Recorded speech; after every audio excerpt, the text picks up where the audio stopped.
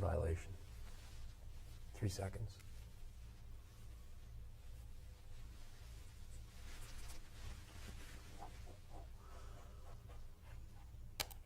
Good afternoon, boys and girls, children of all ages, ladies and gentlemen, outdoor enthusiasts. It's Adam. It's Doug. How are you, buddy? I'm doing good. How are you, Adam? Good, man. Been a busy little week. A lot to talk about. A lot of cool stuff kind of coming up. A lot to talk about on this week's installment. We're talking about the famously unofficially second place for the national bird. Oh, the turkey. The turkey. Wow, I was going with you. I'm like, I'll follow him. Took but you on a wild turkey chase, if you will. A wild turkey chase. Yeah.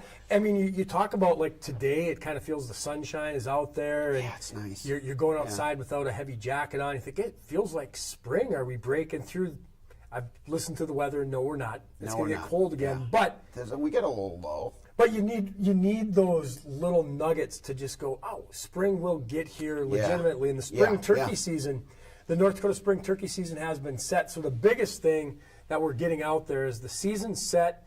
The applications are live right now. So if you want to, you can go on the Game and Fish Department website right now, and you can apply for the spring turkey season. And that's kind of just one of those administrative things that you have to take care of. If you want to hunt turkeys in North Dakota this spring, you'll have to have a tag.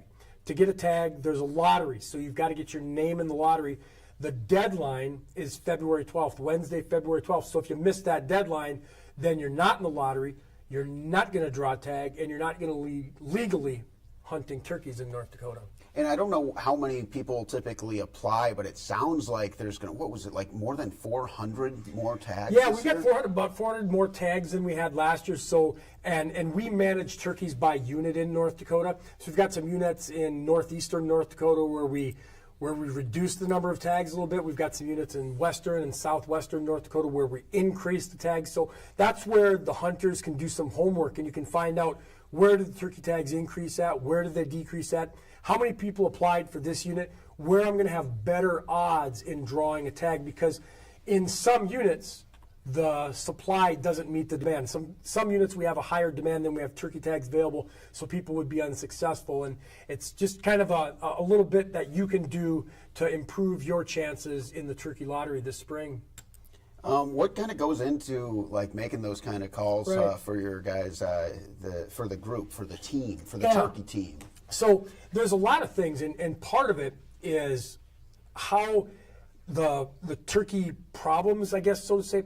We have areas where turkeys get into farmers, ranchers, landowners. They can cause some depredation issues. So we have areas where if the turkey population grows and grows and grows, well then what we need to do is to try to thin that population down. So we'll increase tags in that area. We've had some units in the past where the turkeys have struggled. The habitat hasn't been there.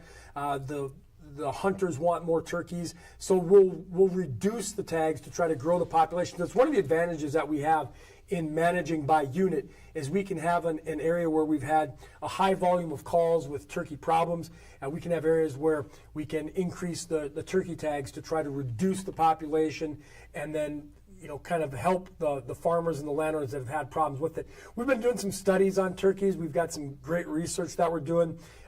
We had a nasty winter a couple years ago. It was interesting to note that we had strong survival. So even in the nasty winters, the turkey survival is like 50% plus. So that's really good in terms of what we can learn, that if we have a hard winter, this is not a hard winter, but if we do, the turkeys may not take it too bad from the winter where the pheasants probably will. So we're learning a lot from that.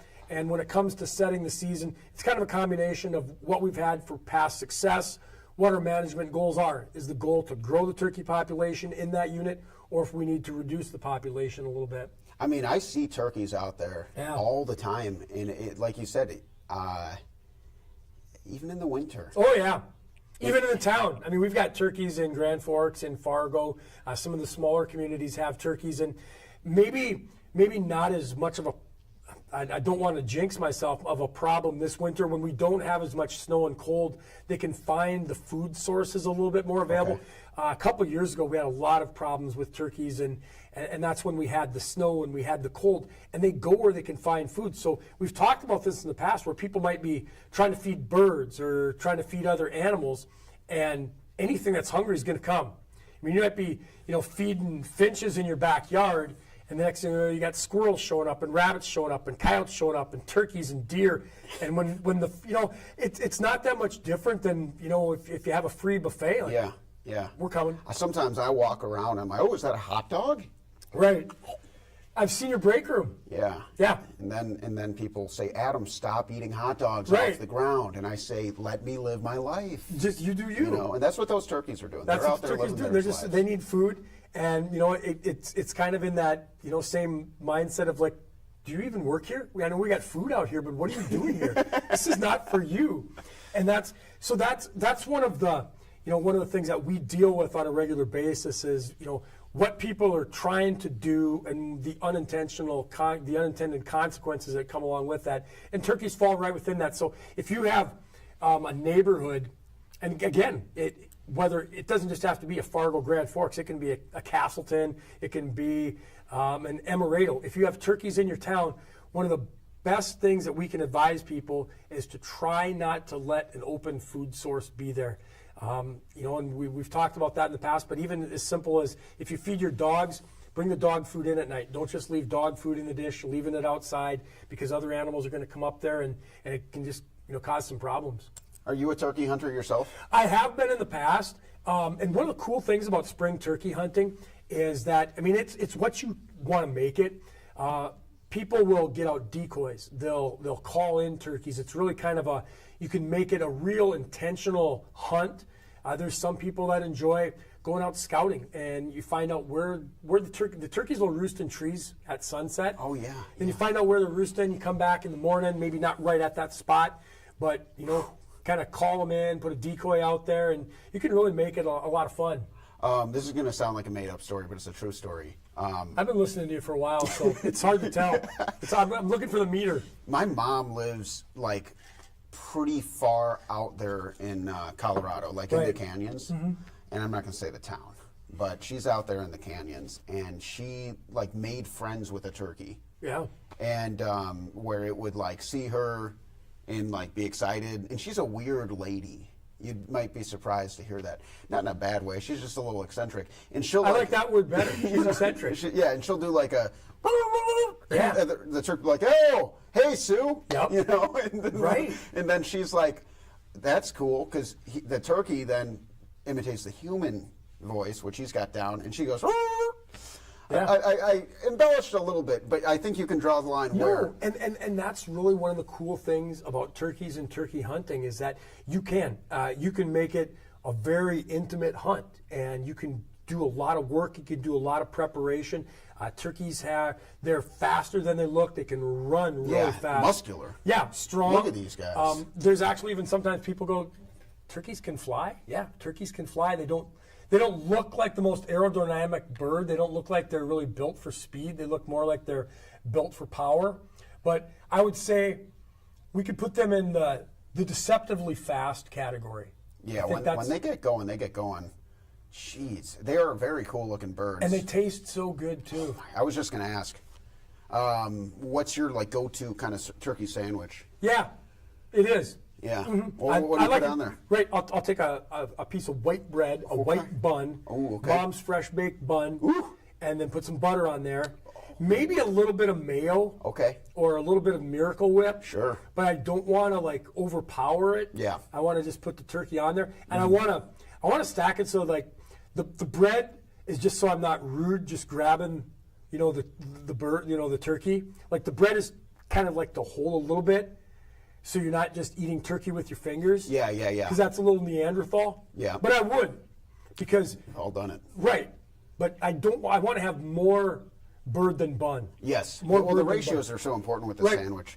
I will do mayonnaise. That's the base. On Mayonnaise every base. sandwich. Really? Even breakfast sandwiches, do a little mayo.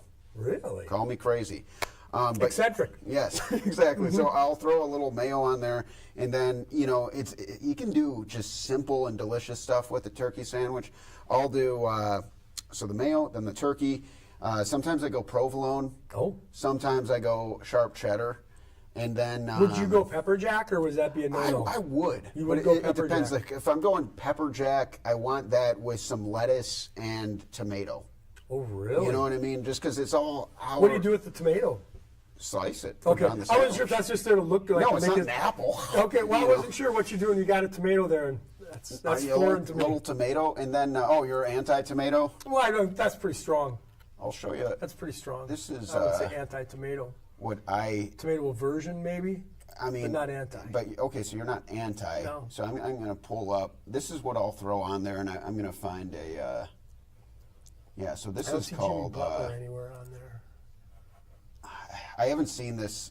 Oh, I haven't seen this. You caught that, didn't Can you? I open a image? I believe so. Maybe I can't. I'm just gonna go. I pulled up some Jardiniere. Okay. So I'll do this on a turkey sandwich. Okay, this that's, is like a you're going big all thing Chicago in on Chicago. me now. Right? Yep, I was just gonna say Yeah. you're going all Chicago on me. Flat-footed North Dakotan, I bought Teach some me. of this in Minnesota, down in the cities. hot. So this So is what's like a in that? mixed peppers. This is like Oh, my got some word. celeries. It's got some carrots. And you put that on A your little bit turkey. of cauliflower. Yeah, it's amazing on a sandwich. Cauliflower? Yeah, it's like a bunch of different things in there, and it's spicy. And in Chicago, you'll get that a lot on pizza too, like an Italian beef and Jardiniere pizza. But I love that with a good turkey sandwich. So No, I like the way you're going. Is like the mayo with the base. Yeah. And then a lot of bird. you and want then- complementary pieces. Right. It's like when you're thinking about how you're gonna build your basketball team. Yeah. You got to have players that make each other better. Right. And so like And you're still dealing with the salary cap. you are. And so it's like what's in your budget. Right. Because you can't just be like, let me do the turkey. I mean, sometimes Yeah. you go bacon, but that's like a big chunk of the salary cap. You know what I Yeah. mean? You got to work within your means. You got to know your regulations. You got Because once you've gotten to the bacon, there's a lot of you're not going to go with the hot Gardenier or with bacon, are you? no, Right. no. So it's Jardiniere or bacon. you just changed. Yep. Yeah, Yep. so because you can do too much very easily. Yep. So anyway, But no, and that's one of the things that we have been trying to emphasize is maybe you didn't grow up hunting, maybe you didn't grow up in the outdoors, but when we have a society that now more than ever is looking for natural, free range, organic protein go sources, get one. meat. This is I mean, here you wild go. turkey, Take right? it. Boom. And we're hoping that we can start adding people into the hunting community because of that. And they'll go, wow, I'd never really thought about that. If I want to have some of the most pure protein I can get, yeah, you can go mix up your shake, or you can become a turkey hunter.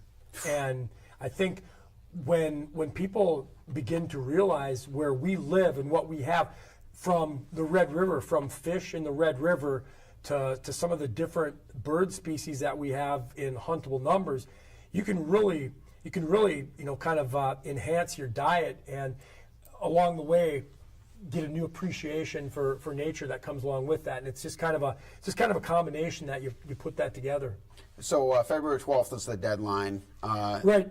That's the big thing. So the deadline is February 12th. The season itself, if you want to like jot it down, it's always opens up on the second Saturday in April. So that's April 12th of this year.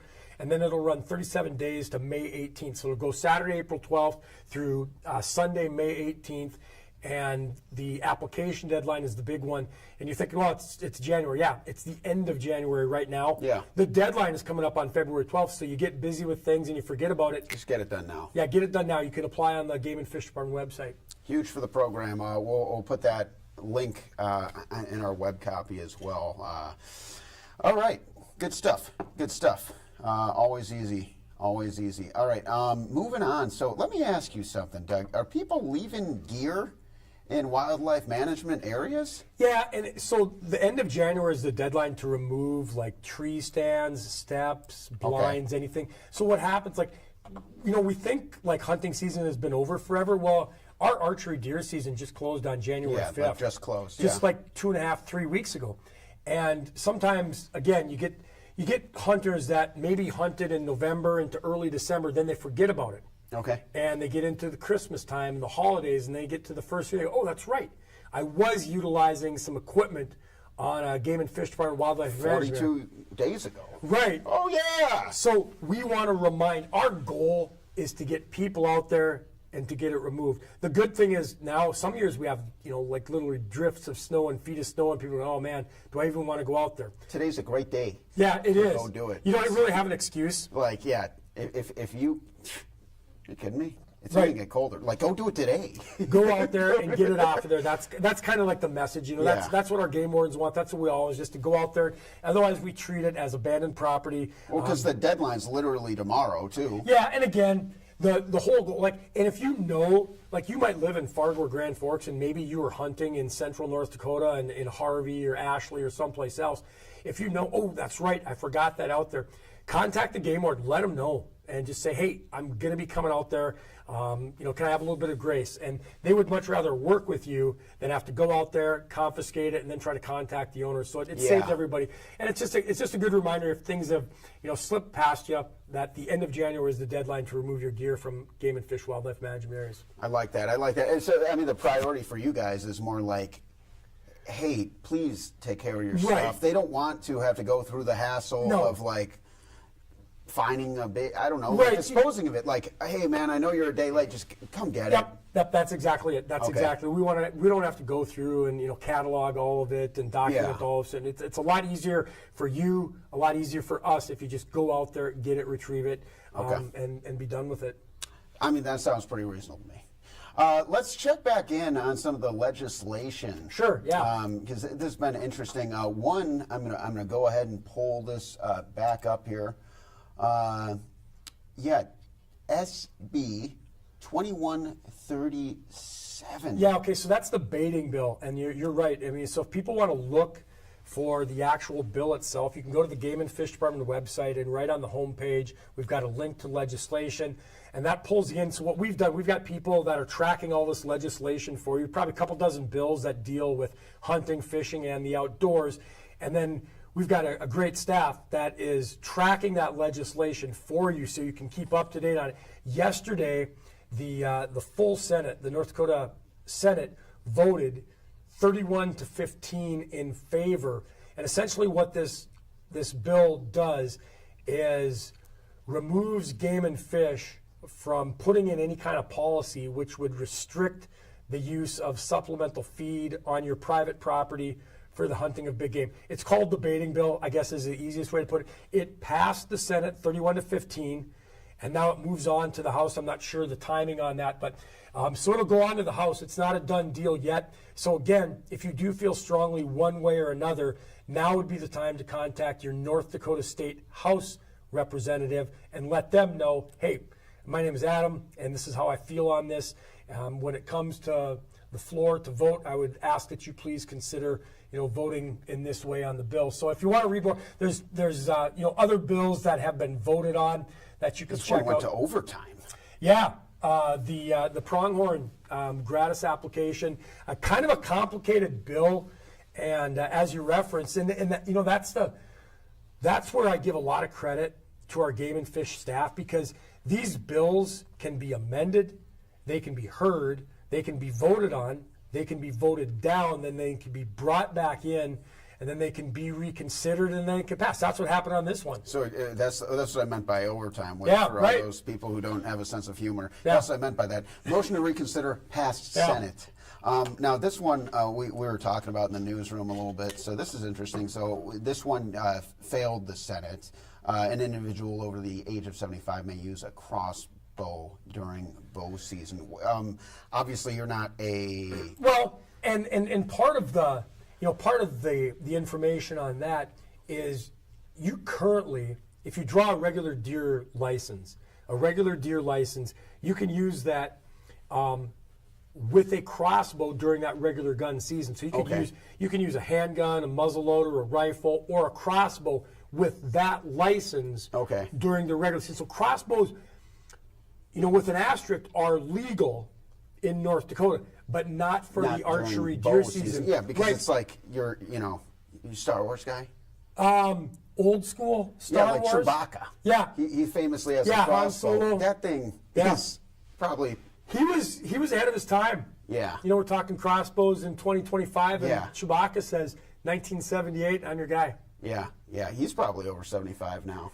He looked it back then too. You know, I actually, this is an unexpected tangent, but There's a shock. I did my friends and I, Bobby Fallett being one of them, Yeah. we won Star Wars trivia a few months ago. Doesn't surprise me. And one of the questions. Because your Chicago trivia was, on North Dakota Today, you came in last place, right? Oh gosh, no! I got something wrong with Christmas trivia, Chicago trivia. Okay, yeah, it was Christmas story. Home Yeah. Alone, which I have like not seen. Yeah, you know. yeah. Okay, anyway, Yeah. so back to you and Bobby Star Wars trivia. So, like Chewbacca, Wookiees, yeah, they're actually, they age like way differently. So the tiebreaker question or the final question was worth more points was like, who's older, like Yoda, Chewbacca, or somebody, and we're all like flabbergasted. And the third member of our party starts yabbering about how like Wookiees age differently, and I'm like, all right, cool, dude, write it down, and we won. And we didn't get a single question wrong the entire time, and it was because our friend just like went Michael Jordan. Just He in his just own parried us. heat check. And I've read some Star Wars books. I've watched most of the movies, TVs, and I haven't really played all the video games, but like I was like, I know my Star Wars. I think I watch Star Wars YouTube. I'm a big fan. Yeah. No. Nothing. I didn't know. I hardly knew anything. And this guy is like, oh, the third moon of Jabargator. And I'm like, how does this guy do it? Anyway, so. And you asked him, what's your wife's birthday? Yeah. It was on a Monday last year. July 4th. Oh, Right, no, oops. That's close, the Independence Day. 4th of July. Yeah. Right. Yeah. Tough. How did we get there? Just now? Yeah, how did we We get talked to about Wookiees? crossbows. Yeah, Yeah, okay, Chewbacca yeah, the crossbow. yeah. So one interesting statistic I was reading out of Minnesota, they did 2 years ago begin allowing crossbows during the regular archery deer season. Okay. And they saw a success rate just skyrocket. Like, I think it was 48%. Well, it's kind of like if you're allowing an aluminum bat in Major League Baseball, you're going to get more home runs. Yeah, I like that. I like that comparison. You're right. So again, the big thing on legislation is you can check out the Game and Fish Department website and you can follow along through that and with that. And it can change from day to day. So if you've got a couple minutes to check it out and stay up to date. And then most importantly, if you do see something that you feel strongly enough, make sure that you contact your local North Dakota State senators, North Dakota State representatives, and let them know how you feel and why you feel like you do. Love it. Good stuff, my friend. Anything else you want to get into? You know, I was listening earlier this week, and I heard a story about a couple of young men that went through the ice on Wharton Pond in southeastern North Dakota. It's a really good reminder that even though it's been cold, I mean, it's been warm today. We're putting some water on top of it. You see some water running places that we really want to really encourage people to exercise caution anytime they're heading out on the ice. As we've heard, it can change from day to day, from hour to hour, even in some of the coldest temperatures. And you go back to, a week and a half ago, and you're talking 25 below zero. Yeah, and now it's like we're looking at probably a 70-degree swing, Right, like right. crazy number. That's off the top of my head, but I remember it was like today was like high of mid-30s, and we had a low of mid-30s, like negative mid-30s recently. So it is real. So we want to encourage people to get outdoors, but we want to make sure that you stay safe. That's number one. That's good advice. That's Doug. I'm Adam. This has been The Great Outdoors with Doug and Adam, I suppose. Have a great day, and stay safe out there. Enjoy a nice turkey sandwich. Final reminder that if you want to get in on the turkey. Yeah, we'll mention it next week as well, Yeah. but you got February 12th, the deadline. February 12th, the deadline. And a lot of licenses out there. Go get one. Have a good day. We'll see you next time.